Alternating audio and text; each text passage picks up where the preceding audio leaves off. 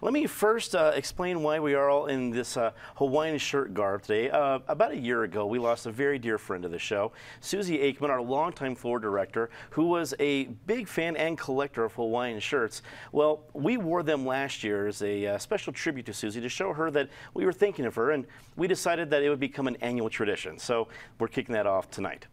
Okay, let's get a quick take on the two big Republican presidential campaign announcements this week. First from Jeb Bush, that everyone knew was coming. The second from none other than Donald Trump as some sort of present to the late-night talk show hosts of America. Patty Calhoun from Westward, two big announcements. Obviously, we're probably going to see these folks in Colorado, a big swing state. What do you expect to think? What do you expect from their visits to the Centennial State? A lot of material for us at this table. When he made his announcement, Donald Trump talked about how he was the best at making jobs ever. But of course, what he didn't say is that he is the best at making jobs for people who make fun of politicians. So it's going to be 12 candidates and maybe 4 more to come. It is going to be a wild, wild season. And the Democrats, too. We've got Bernie Sanders coming to town tomorrow. I know people are very upset no one's covering that. But really, when you got Jeb, you've got Donald Trump.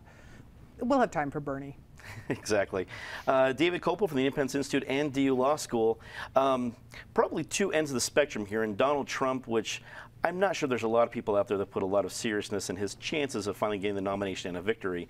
And then Jeb Bush, who a lot of people already have up against Hillary in the general election next year. What do you think of the announcements? Our nation's history can turn on small things. In 1994, when GW was running for governor of Texas and won, Jeb was running for governor of Florida, lost with this last-minute typical smear campaign of he's going to take away your Medicare. If Jeb had won, he would have been the consensus, I think, if everybody knows the both of them, and probably the entire Bush family, is Jeb is the smarter one, and he was also, I think, a more successful governor of Florida. He would have been the Republican nominee in 2000 rather than GW, but for the fact that he lost his first run for governor in '94. And I think the country would have been better off if it had been Jeb instead of GW in 2000. For Donald Trump, he has a lot of liabilities, including being a complete doofus. However, he is not the longtime head of an organized crime syndicate, which gives him at least one advantage over the Democratic frontrunner.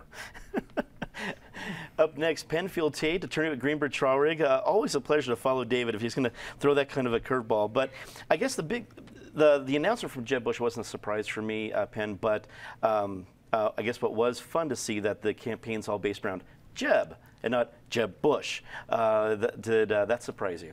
No, not at all. And I think the reason for that is to go back to one of David's points. To say that Jeb is the smarter of the two is damning with faint praise. I think most people felt all along that regardless of your political affiliation, he is a solid, serious policy guy who understands policy, can articulate it. You may not agree with it, but he knows what he's talking about as opposed to his brother. The Donald Trump announcement, and I disagree with David, I don't think there's only one candidate who may have ties to organized crime. I'll just say that. But it speaks to the colossal arrogance that is sometimes manifested in this country that says if you're rich, then you must be smart and you must be qualified to do everything. And it's frightening. He's going to dump a lot of money on a wasted effort, but Patty's right. It'll be entertaining. Natasha Gardner, senior editor from 5280 Magazine. Wrap it up for us. Well, to follow up on that, I think the presidential campaign and people's concern about the lack of new candidates, the lack of candidates that sort of bring a freshness or a new take to our election system raises questions about the way that we're recruiting politicians to begin with. I mean, granted, I don't really want that job, and I don't really want any of my close friends to have that job. But when the barrier to entry becomes how much money you make or how much money your friends make, and the way that we entice people into this civic service becomes such a complicated thing. We've made a misstep someplace. So I think it's time to sort of re-examine the way that we get people involved in politics, from city council and school board all the way up to president.